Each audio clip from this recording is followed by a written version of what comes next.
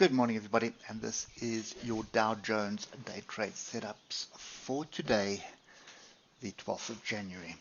So I've left most of the levels in that we were talking about yesterday on the chart this morning. I think it's important just to have a look at what's going on here. So we had this consolidation going into the close of last year, and then we sort of broke above the consolidation sort of last week, rallied up into this zone, and then bounced off it to come and test the break here. So fairly simple.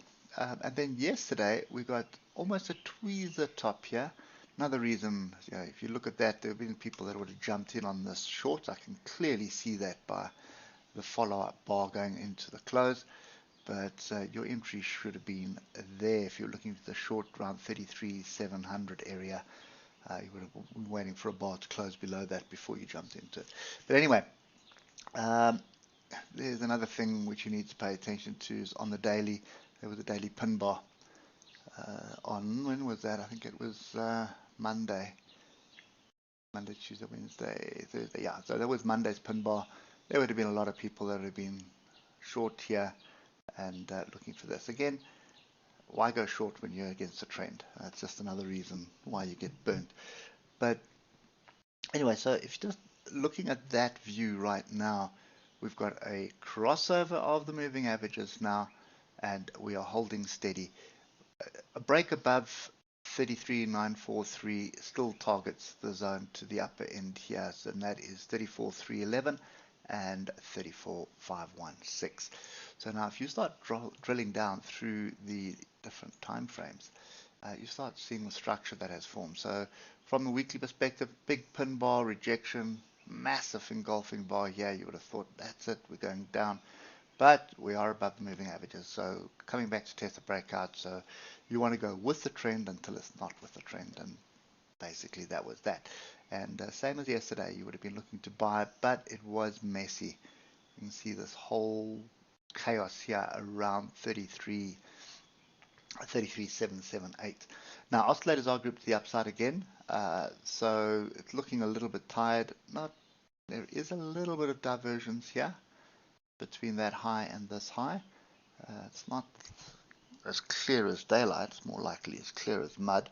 So I'll just ignore that for the time being, and you can see here on the 1 hour kind of a similar situation. So Europe, during the Europe session, we were all over the place till eventually rallying. Now one of the things that does bug me when you see setups like this, and often it leads to people just jumping in on trades, and I'm the one that's been guilty of that many times. So you can see it's not a decent close on that level, but then you've got this tail, you've got that tail, you've got this tail. So you've got a group of potential areas where there could be support found. And you can see we got make a new high, come back to this level. We're on the upward trend, so you're looking to buy off the pullback, and often you see it and you've missed the move and you try to jump in up here, and then you see on the lower time frames it's not going anywhere, then you jump out, you close out your trades, you don't really have a decent entry. So this zone here, to be honest, I mean, I didn't trade this yesterday. I traded the DAX yesterday, but this zone, you can see how chaotic it was. So when it's chaotic like that, I typically don't like jumping in, because when you take out this big move here, so all you're seeing is this, you're seeing sellers come in here, and they're driving it back down to this thing. So I'm more worried about us breaking through the downside here breaking through the downside, probably come back and test here or even lower down. So, and also when you've got the market giving you, or not the market, but the noise giving you a narrative that this is going to fall, you tend to get suckered into this. And you look at the structure and you say, oh, it's going down, definitely. I'm going to get in early so I can make lots of money. And meanwhile, the institutions just move it up and take your stop or trap you. Anyway, so for me right now, We are extremely overbought. I'd be keen to see what's going to transpire at some of these swing highs here. It was messy yesterday, as you can see, but ultimately we got going. You do see that we are easing off a bit on the 15 minutes, so first level to pay attention to will be 33,943, but then again, as I mentioned now, that's leveled up to the downside. You also should be looking at 33,900. We did have a trend here that formed through the day yesterday. That's been broken. So you have a bigger trend line, which is probably more in line with what you need to be paying attention to. So you can see a pullback into the zone is something you want to be buying. So 33,900, 33,943, that's kind of the zone you're looking for. I wouldn't be wanting to short up there, but definitely don't want to be going long up there. I'd prefer to see price come back, see what happens, and then we can jump in on this. So there's another little bit of structure here that may just hold you up, and that's this previous swing high. So let's just have a look at that on the 15 minutes as well. And you can see there we did reject it. Sorry, not that one, this one here. So we did reject it.